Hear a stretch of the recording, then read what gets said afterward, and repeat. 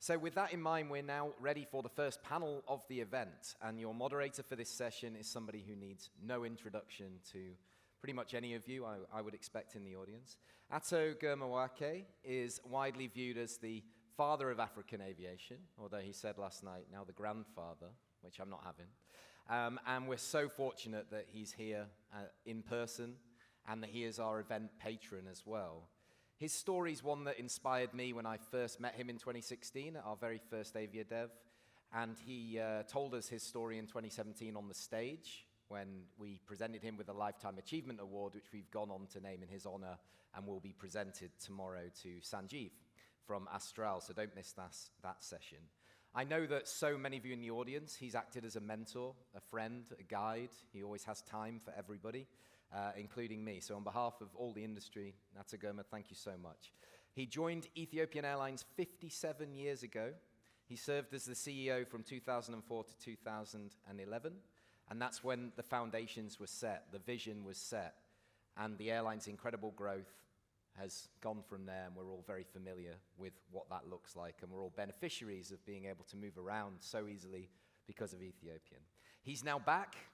He's come out of semi-retirement. We've made him famous. He's now back as board chairman at Ethiopian Airlines. His approach is always direct, it's refreshing, it's thought-provoking.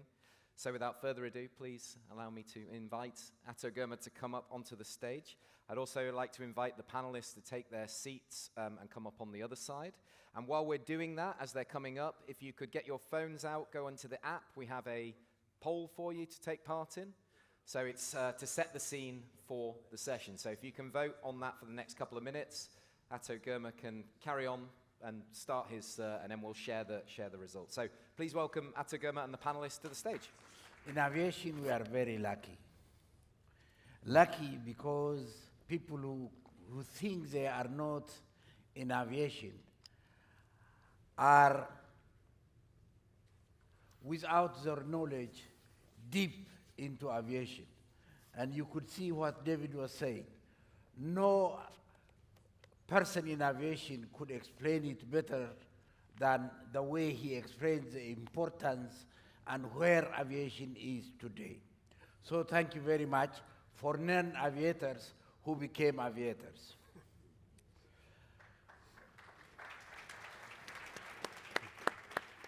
Today we had planned 5 panelists to discuss this issue of building profitable, sustainable, and equitable partnership. Unfortunately, our sister from Uganda is missing, but all the same, the others, I think, will make up for her too. On the panel, we have Kirby Gordon, Chief Marketing of Fly Air. We have Getaneh Desta, Chief Commercial Officer of Air Botswana. And what is Simon? Simon is there. Kirby is not there. Okay. Simon Newton-Smith from South African Airways, and Nowel from ASKY, and Surafel from Ethiopian Airlines. All these people, unfortunately, it is not one, we are missing 2 panelists, but we'll try to make it up. All these people are in one form or another involved in building partnership for their airlines, either as commercial directors, mostly as commercial directors and commercial and ground services directors. And Nowel is also, besides his job as a commercial head of ASKY, is also a chairman of AFRAA's Aero-political committee. So I think he can also share that. And I'm also happy to see Simon, who did not only work in Africa, he also worked somewhere. You were with Qatar for some time. And that brings a mix of things, the African touch and the Gulf carrier's touch. Getaneh has not only been in an airline, he was one of the young people growing up in Ethiopian Airlines. We were hoping someday he would be the CEO, but politics had it that he had to leave the airline at some point, but back into the airline. But in his other life, he was in SITA. So he can also tell us what the technology can do for aviation. Surafel is responsible for Ethiopian Airlines having partners across Africa. So he will tell us from the side of an organizer, while Nowel can tell us from the receiving side. Okay? With that, I think I'll go to the discussion. Airlines compete and airlines cooperate. The problem is some airlines want to win while others lose. That is not a good relationship. There are possibilities to create a win-win situation for all. And that is what we'll discuss today. Airline partnership takes different forms. There is a simple interline code share agreement that exists among almost all airlines. And then there is the joint venture between airlines. There is still a third one, which was with Africa, in Africa, many, many years ago. Multiple number of countries coming together and forming one airline. Unfortunately, for some reason, even though that is a very good way of going, it did not work. You remember the Air Africa story? 11 countries working together could make the airline to continue. You know the East African case, 3 countries, Kenya, Uganda, Tanzania, formed an airline. It broke down. Maybe the politics of the day was not good. Maybe that is the cause. Maybe the new generation of leaders will allow that to come back. Probably that will also come up in the discussion. There is still another one coming in. An airline from one corner of Africa going to another corner of Africa and joining other group, private people, and starting an airline and building it. I think it is working in some ways. A new development is carriers from outside of Africa are starting to buy into African carriers. The case of Qatar and Rwanda Air. All these are partnerships. There is, each one of them can work in their own way. There is nothing wrong with any one of them. But today, in our discussion, we will see the advantages and the disadvantages of some of these. Unfortunately, we are missing some of the points because the people that we wanted to be here are not here. So I start with Simon. Simon, recently, South African Airways and Kenya Airways sat in South Africa and came up with an agreement that says we'll start a Pan-African airline. And they were so good, kind enough, they said other African carriers can also join.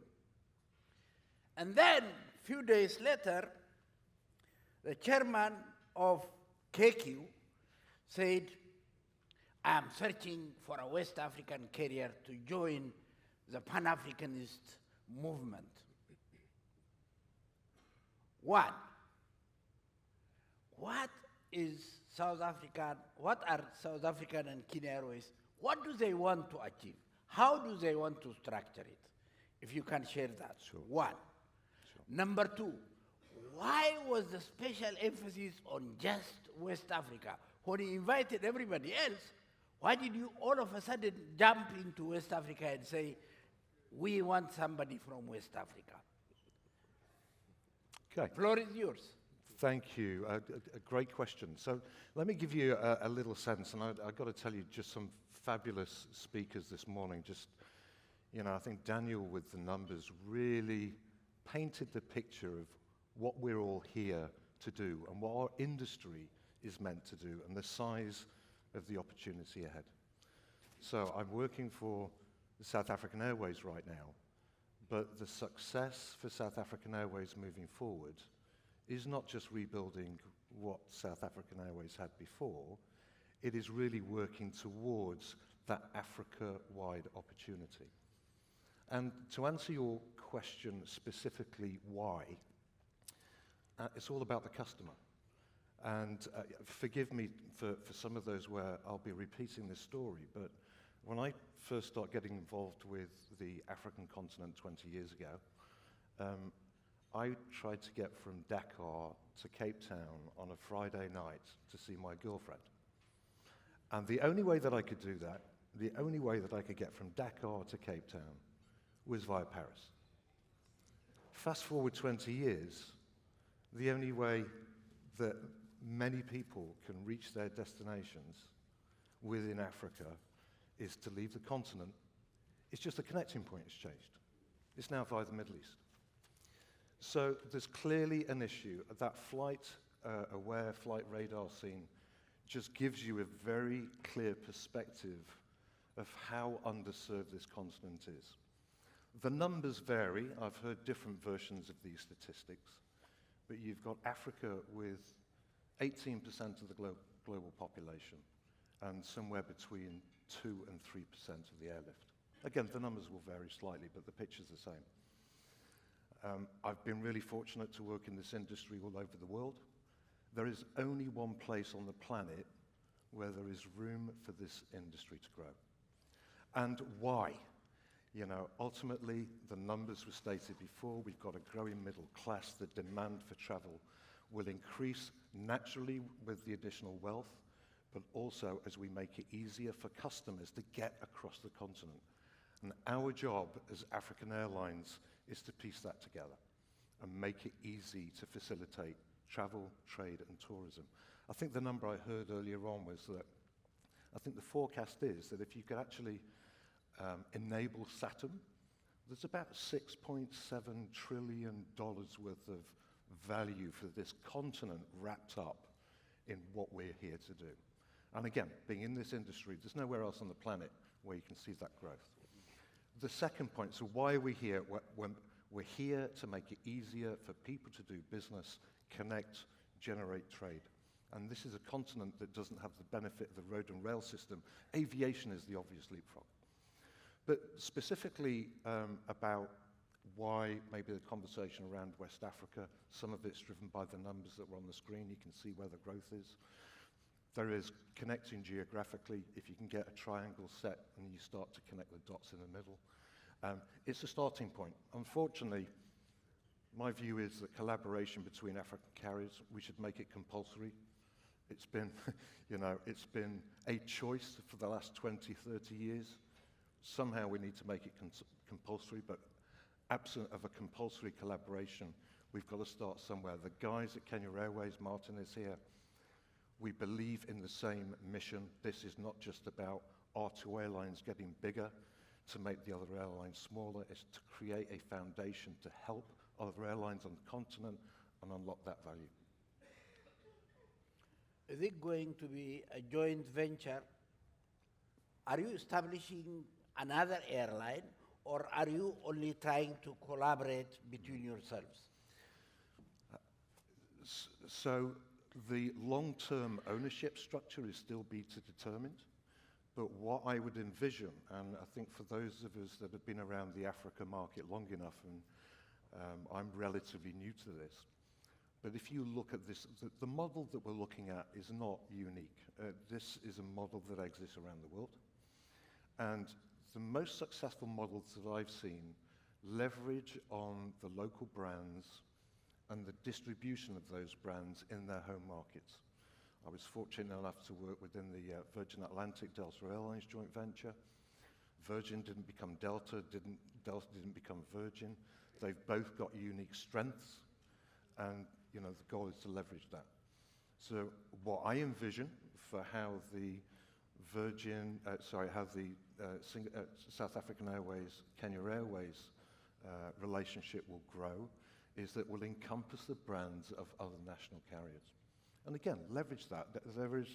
There's a love-hate relationship with national carriers, but there's a lot of emotional attachment to national brands. It would not make sense for us to do away with that. If you look at what Lufthansa Group has achieved in Europe, these are airlines that 20 years ago figured out that they had to come together to be effective and efficient. They've done that really well. The Lufthansa Group is multiples of European brands. There is absolutely a foundation for that model in Africa. Thank you. Then I will go to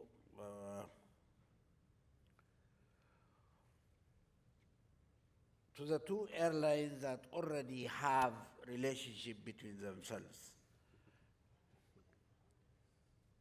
ET has established an airline in West Africa called ASKY, and they have been in partnership now for the last 11 years. And I understand both carriers today are making money. What is the basis of that relationship? What does Ethiopian Airlines offer to ASKY? And how does ASKY make use of those facilities? Let me start with Nowel, because he is from the receiving end, and he should be able to say whether that actually helped or not. Good morning to all. Thank you very much to Girma for the opportunity and the question. Yes, effectively, ASKY Airlines and Ethiopian Airlines have been collaborating now for getting to 12 years with an effective partnership and an example for African carriers operating within the region to follow. The fundamental aspect of the partnership is collaboration and sharing resources, which we all know and understand that in Africa, in fact, Africa is the most expensive area or region to operate an airline. And it's only with such collaboration and partnership that you can reinforce and support the operations. The fact that Ethiopian Airlines is a well-established airline for about 75 years and has built a huge background and economies and has attained economies of scales that in terms of resources, supporting ASKY Airlines at all levels, particularly in terms of the fleet, in terms of resource and personnel, goes a long way to assist the partnership.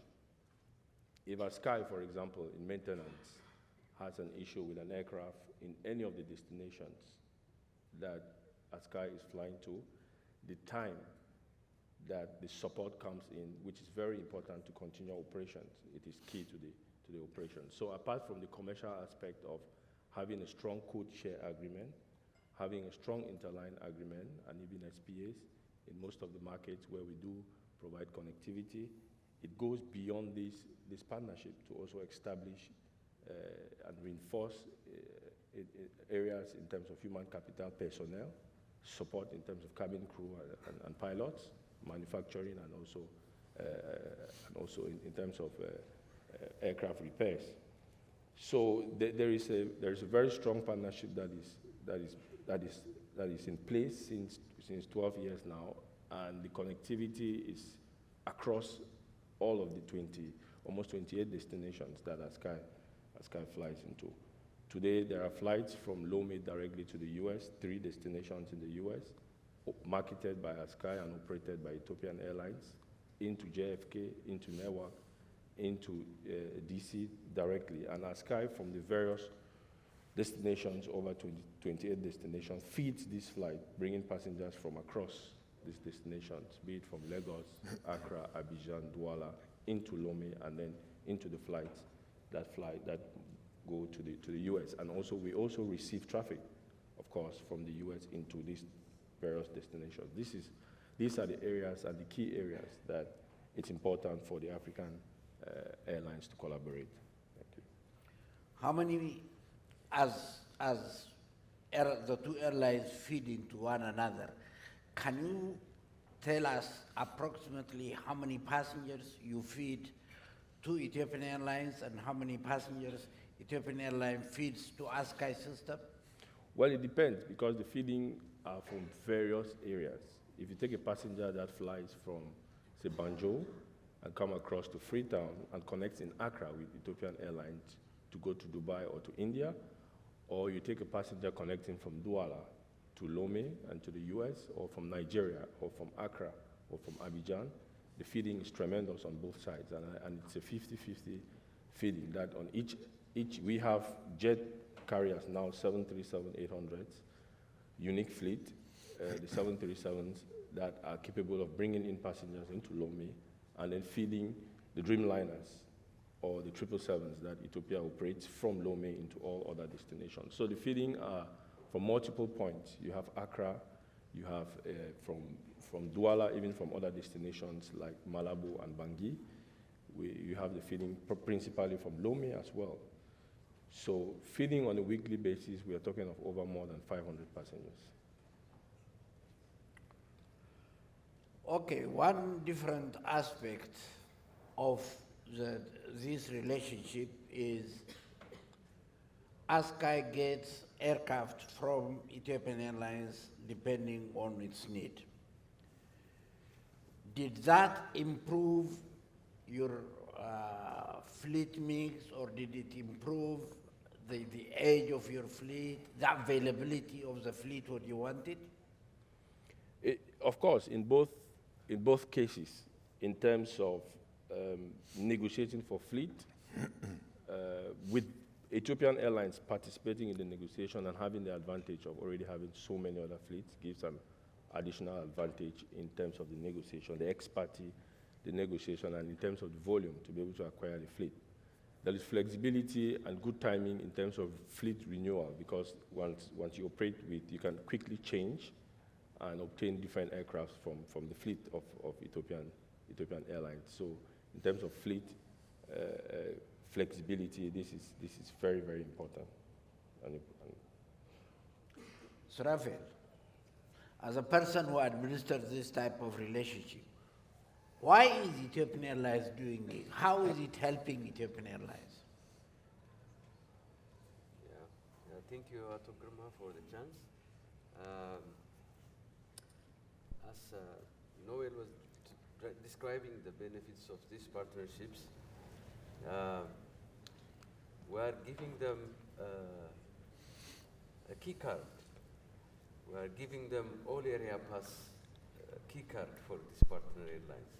So whatever we own in the headquarters, whatever the resources we are mobilizing at the headquarters, it's all transferring to them. We are providing everything, starting from the maintenance, the flight operation, the commercial, the strategy, and everything we're providing them. So what is in it for Ethiopian Airlines is that we truly believe in these partnerships because we know that we cannot reach every corner of the continent by our own selves. And we believe that we need strong partnerships regionally, especially to serve, to interconnect the continent, and also to connect the continent to the rest of the world. So Ethiopian Airlines cannot do it by its own, and it needs strong partners in the southern part, in the eastern part, in the western part, in the central part, even in the North African part. So the first advantage that we are getting is that we get traffic feed to the major Ethiopian Airlines network. As Nowel described this earlier, now we are serving the United States market via Lome because we have a very strong partner there who can provide everything, the feeds, the traffic feeds, the service and everything. So now we are taking our US passengers via Lome. So it's a win-win partnership between ASKY and Ethiopian Airlines. Ethiopian Airlines will feed to ASKY these passengers, cross-Atlantic passengers, and ASKY will bring these passengers from Central and East Africa to these long-haul flights. As Nowel tried to describe it earlier, we have so many negotiated rates from so many vendors, from aircraft lessors, fuel companies, ground handling companies, airports. So by doing that, we'll transfer that negotiated rates to these partner airlines so that they cannot be cost burdened at the initial phase of their operations. So, of course, we have stakes, we have shares on these airlines, starting from 49% to 26%. So we own these airlines partially. That's our own, and we are trying to simulate Ethiopian Airlines experience in these small partner airlines.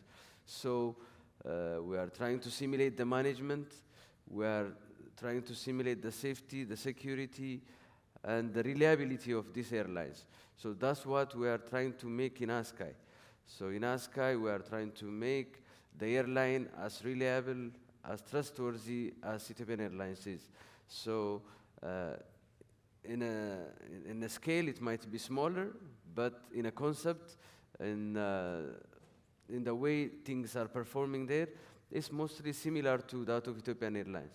So we share these market intelligence tools, we share advanced warnings to them, we give them studies, intelligences, we give them expertise whenever they need.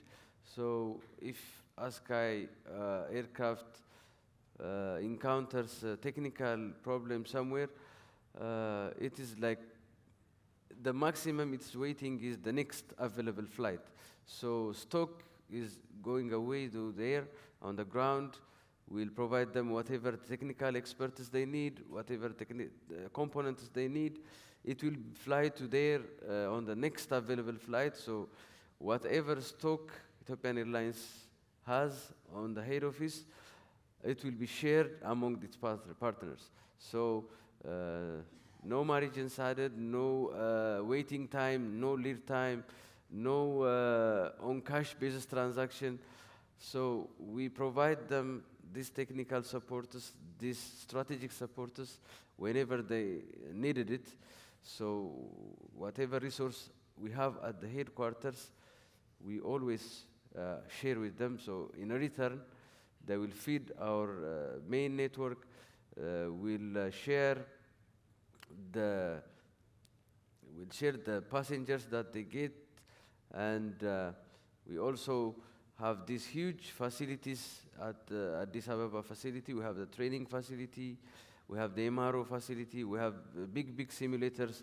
So After all, that also open a market access for those facilities.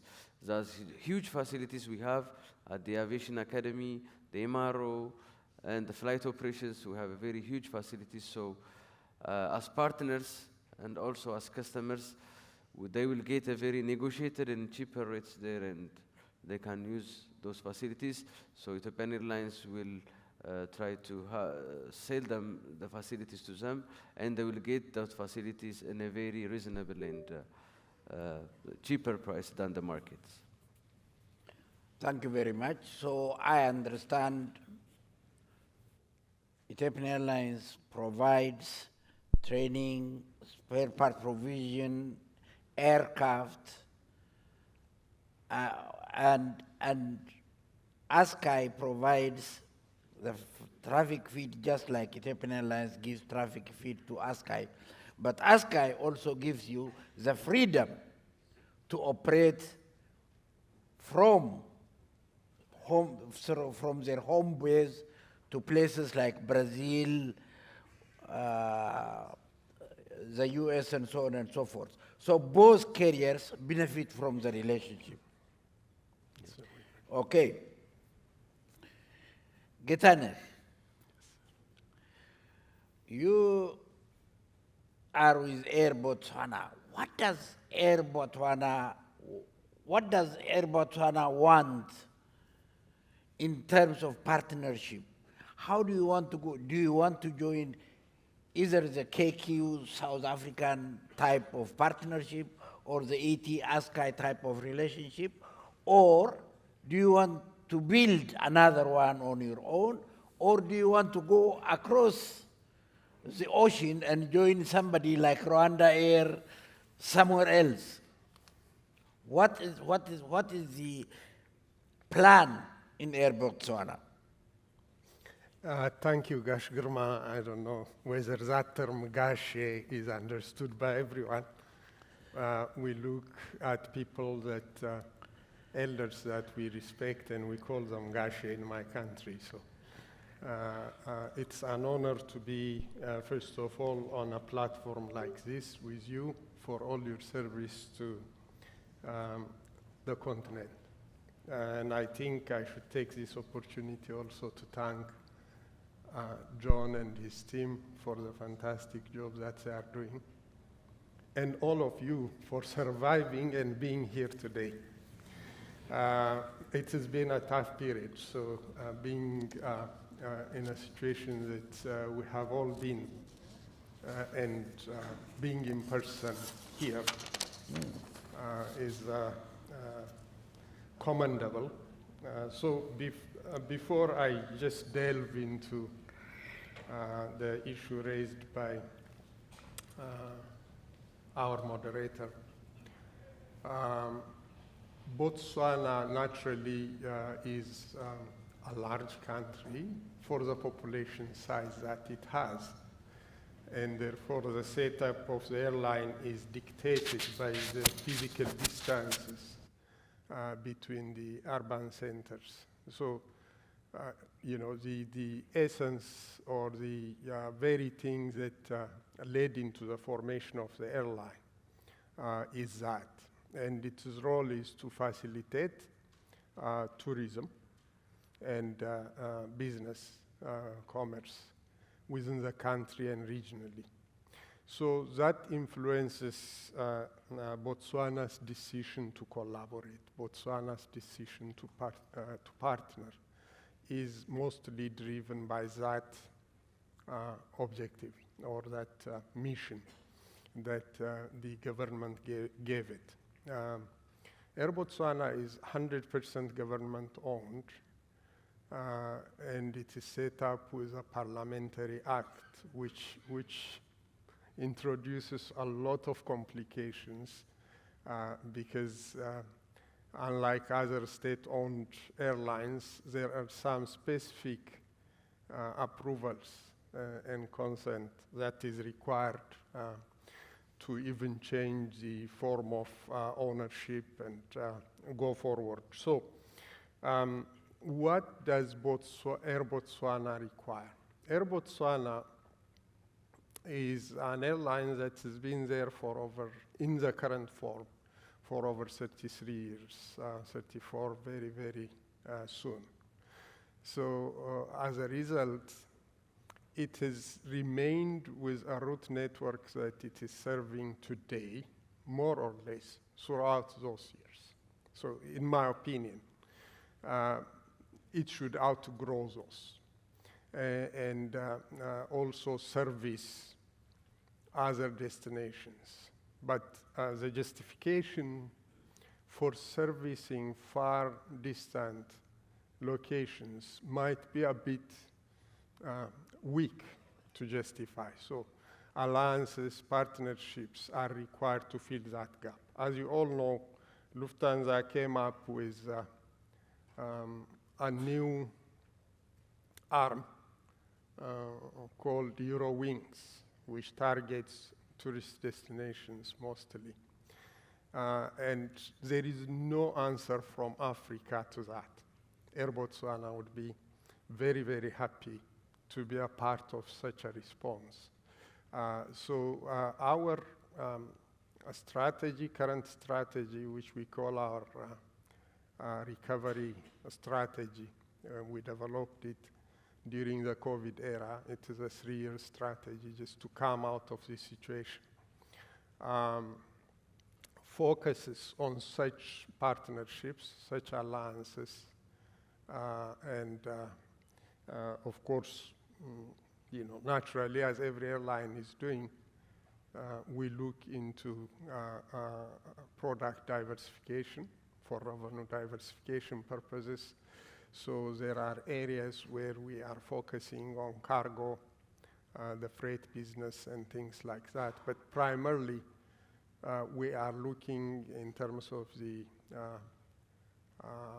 air passenger side of things for partnerships that fill a gap. And we genuinely believe there are opportunities to do this. These partnerships could be in any form. I have this theory that I call, it's not the first time, Girma just mentioned the Air Africa model as well as the East African Airlines model. What I call IPSA. IPSA in my country, in one of our languages, is light it up, so it makes sense to me.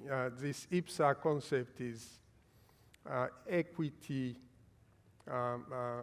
based. It is an approach which is based on equity. So it is equity-based airline, strategic airline partnership.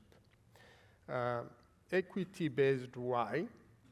When you put your skin in the game, you really look after the partnership, unlike the other artificial partnerships we have, which sometimes objective is simply to have an appendage to your network to say, I can take you to so many destinations. But as you all know, especially those of you who are in relationships, in partnerships, partnerships require nurturing. It's not just about, you know, saying achieving somebody's objective. It's mutual by its nature, and it requires nurturing. And that requires collaborative decision-making, collaborative leadership, a lot of consensus, influence, because you don't control the other entities. They are not reporting to you. So the relationship is more based on influence and consensus building. So that is not happening today in most relationships. So we are still hopeful that like-minded people could come together and achieve something in that area. So we are still looking for partnerships. What we have at the moment are basic, as you said earlier, industry type of relationships, but a meaningful relationship could come out of what everybody is realizing, because you know, in our continent, our cost base is horrible. It cannot make us competitive for various reasons. We have serious issues of being competitive. The management that looks after a 7-destination network and the management that looks after 150 destinations, more or less, in terms of overhead, costs the same. But the 150 setup could take another 7 more economically. So if we start with organization, we can say there is room, for competitiveness through collaboration. The example given here in terms of knowledge transfer and optimization of stock holding, spares holding, and the like, could be another catalyst for our competitiveness. And when we are competitive, we can attract more people to air travel, because today air travel is not affordable for the majority of people in our continent, and that's why the routes tend to be thin, and thin routes mean loss. And we are killing each other over those routes because we all operate, to our own specifications, and in the end, we are destroying each other. So there is a lot of room for collaboration to come together, even in terms of how we handle, because Girma referred to my technology aspect. So how we handle our relationship with our service providers is dependent on our negotiating power. If you look at the GDSs today in terms of distribution, the GDS cost for a segment, whether it is a $100 ticket or a $1,000 ticket, is the same. On average, we pay around $9.50 or so per segment. I'm not accusing the GDSs of being, unreasonable. Maybe they are reasonable in their minds. They know what it is costing them. But the point is, when a segment that fetches $100 to the airline is paying $9.50, that is nearly 10% of the revenue collected going to a GDS. Whereas when that $9.50 is applied to a $1,000 ticket, it is not 9.5 or 10%. It's much lower than that. So there is no sensitivity to the structures that some of our African airlines are suffering from. And if we collaborate, if we work together, there is room to improve all of that. We definitely believe in partnership, in collaboration, but we are still looking for like-minded airlines to do it right. Thank you. You said you are still looking. I understand. You don't get married in one day. You will have to look first.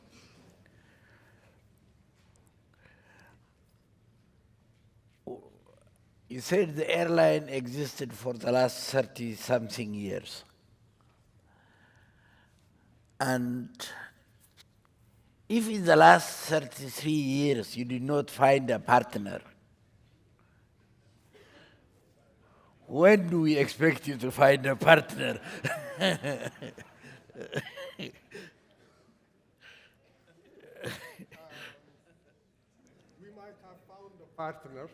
We might have found a partner.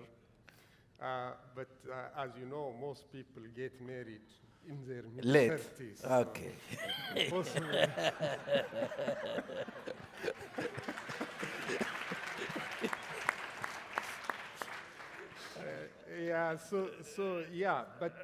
looking for partnership is a tricky thing, as you know. First of all, you require congruence of purpose. I mean, somebody might want you because they want to enhance their profitability. You might be looking for market share by partnering with them. When I'm talking about congruence, I'm not saying they should be identical, but at least they should be pulling in the same direction. So finding partners who can do that and having clarity in terms of what the objective of that partnership is extremely important. I think the partnerships that we have been through so far, I would say, are not governed by those rules, not necessarily. For instance, we have a code share with Qatar. Whether that relationship has led to much more profitable relationships, because in the topic we are given profitability is one of the key elements. That comes to question because, over time, unless there is this regular engagement, interests sort of go their different ways. And sustaining those relationships requires continuous joint planning, transparency, where you want to go, what you want to do. Those kinds of partnerships absolutely require continuous nurturing. And I would say that is where the challenge is most of the time. Thank you. Okay, Simon, I come back to you. Few things. Some of them, if you don't want to answer, you can ignore them. South African at one time entered into some sort of an arrangement with an airline in Abu Dhabi and withdrew its services from a lucrative market of Dubai into Abu Dhabi. And I don't know if that continued.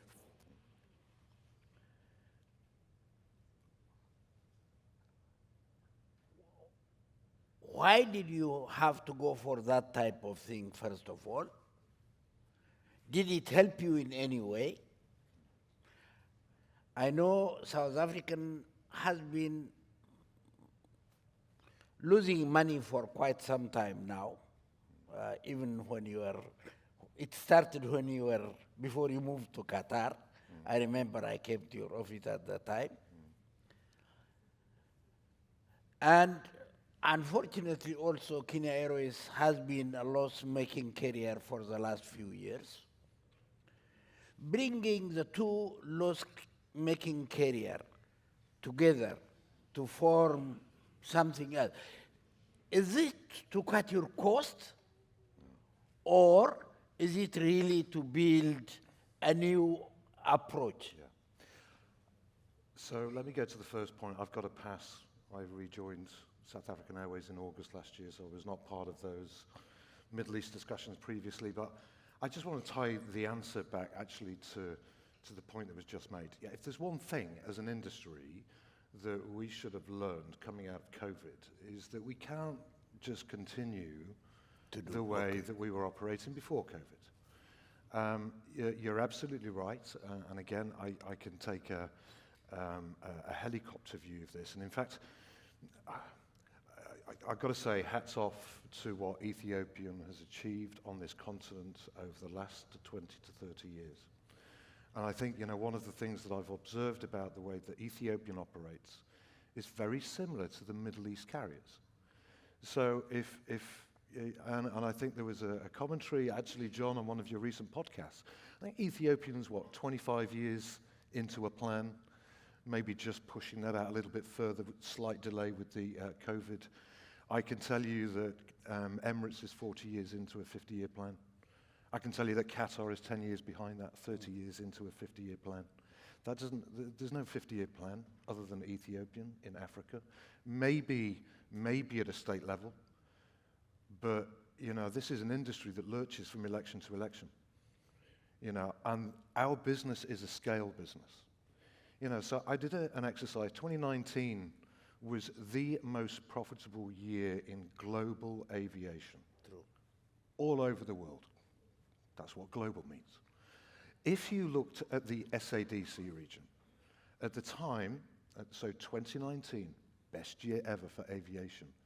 In 2019, of the 13 national carriers within SADC, I could only get numbers for 8.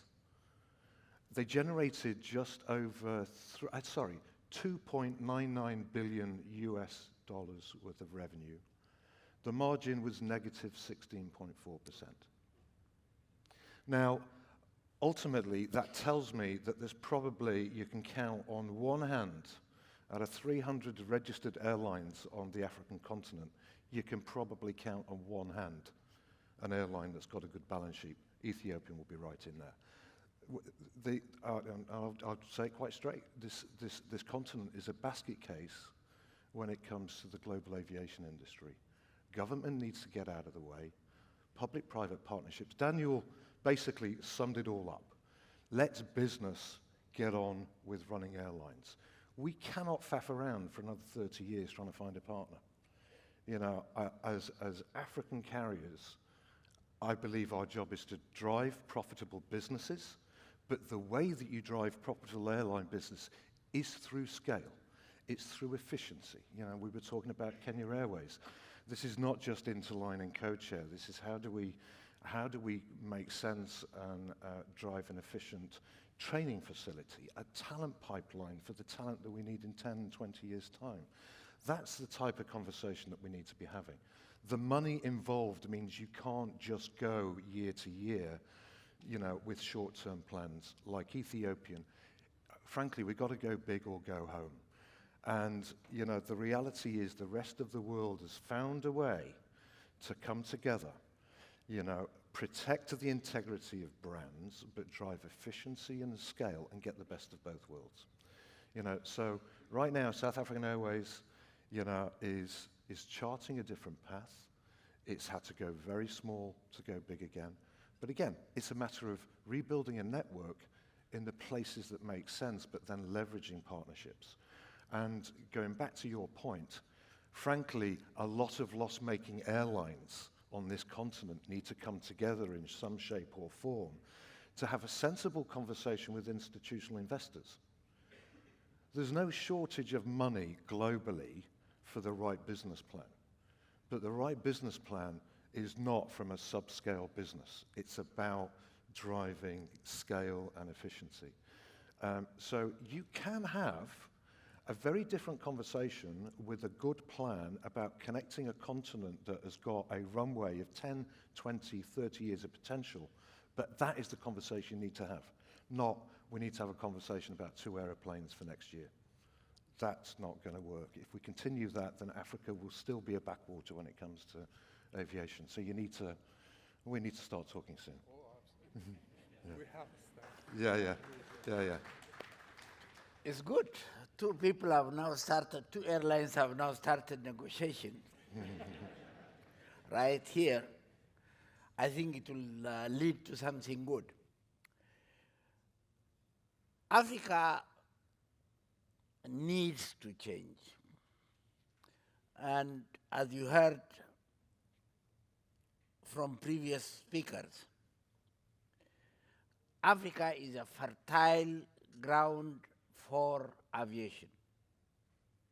It's a big continent. It's not connected by rail. It's not connected by road that much. And it has 15% of the world population. And few airplanes are flying from one place to the other. Close to 78% of the traffic from between Africa and the other continents are carried by carriers outside of the African continent. So we feel we are big, carrying only 22% of the traffic that we are carrying to the rest of the world, when we should be having at least 50%. So it is still an infant industry.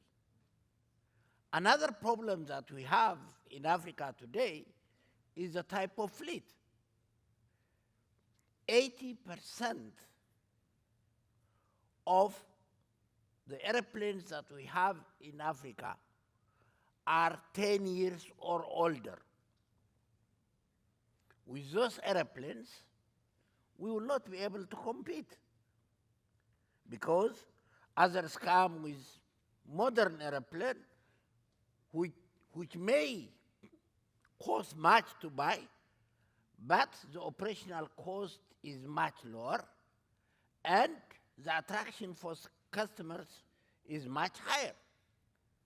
Unless we do something, unless we come together and create a partnership that will make us stronger as a continent, individually will not be able to achieve what we are supposed to achieve. So I believe, I don't care which airline goes with which, but we should look for like-minded airlines and build that partnership in Africa to take back our lost market. And I think there are all sorts of models. The KQ South African model, I don't know if that creates a problem between Star Alliance and Sky Team, but it's okay. We can create an African alliance. And to me, it would have been good for the countries to come together and create an airline like they did before. But African politics, being what it is, I am not very sure if 2-3 countries can get together and create an airline. It would have been ideal, but I have my doubts with the way our politicians go. But there is a very big possibility. There are institutions in Africa that are really good. Like when we established ASKY in West Africa, we did not go to the government. We went to bankers. 5 banks put the investment. 1, these people can look into a long-term. It's not an individual who puts 1 million and wants 1,200,000 in the year. These are institutions that understand investment takes time to bring results. That is why ASKY survived. If those banks were not in and we were to the individuals, everybody would have pulled their money out when the first 5 years it did not make money. But the banks know the value, they stayed on, and today it's the strongest carrier in West Africa. I believe each airline can look for that type of relationship, but clean up your books first, for them to be able to come. It's a really important point. But actually, this is part of cleaning up the books. With the best will in the world in this industry, which is a scale business, trying to clean up your books without partnerships is a really, really tough job. And I'm going to give you actually the other perspective, which is, again, putting on a Middle East carrier cap. We are handing business to them on a plate because as African carriers, we haven't got our act together. Our job, again, as African carriers, is to connect this continent, is to do what the international carriers can't. That's where we can add value. So your point about, so you've got Kenya Airways as part of Sky Team, you've got South African Airways as part of Star. Our international partners want us to get this right because they see the option. And frankly, again, if we can't do this, we are going to see those carriers buying into African carriers and frankly doing the job for us. but all of that revenue will go out of Africa. That would be criminal. Our job as African carriers is to get this sorted. I think we have overrun our time. We have overrun our time. Okay. I thought we could steal some more minutes, but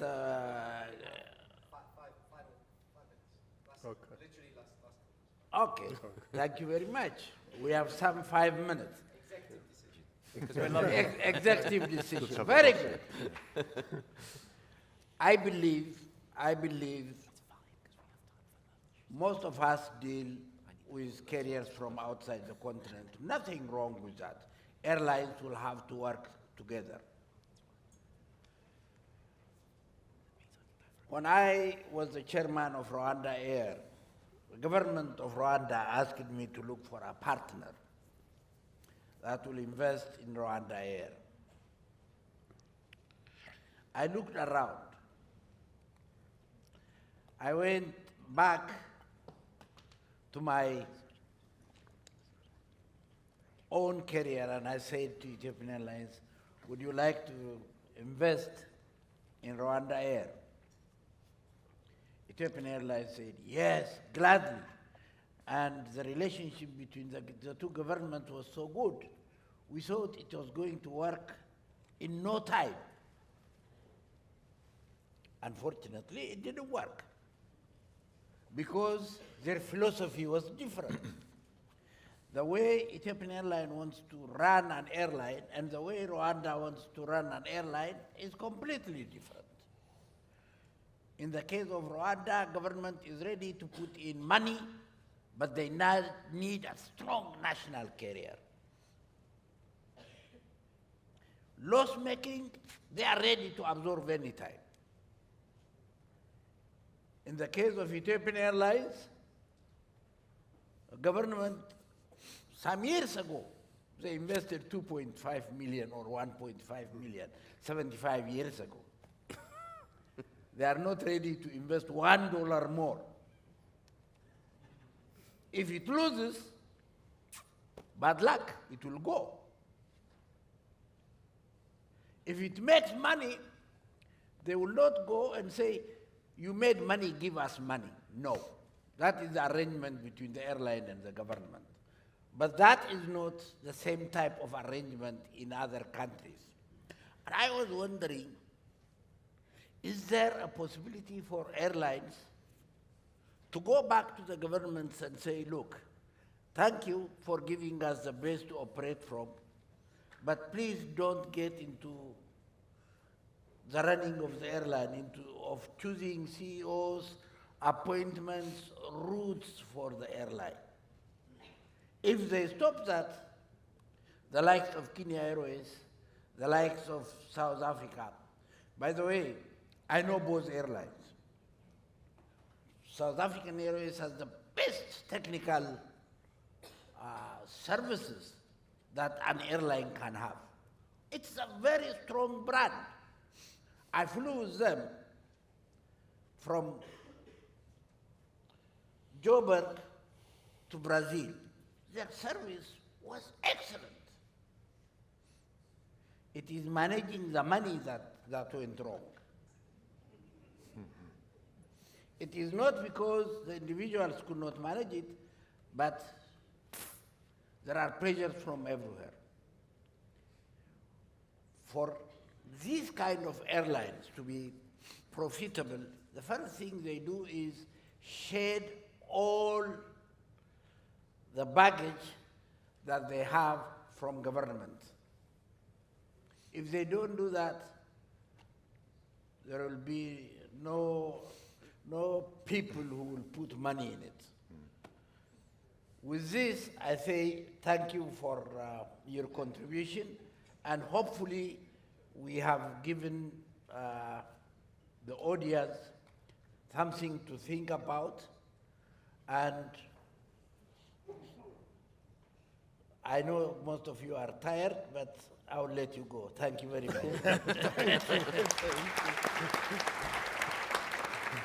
Thank you.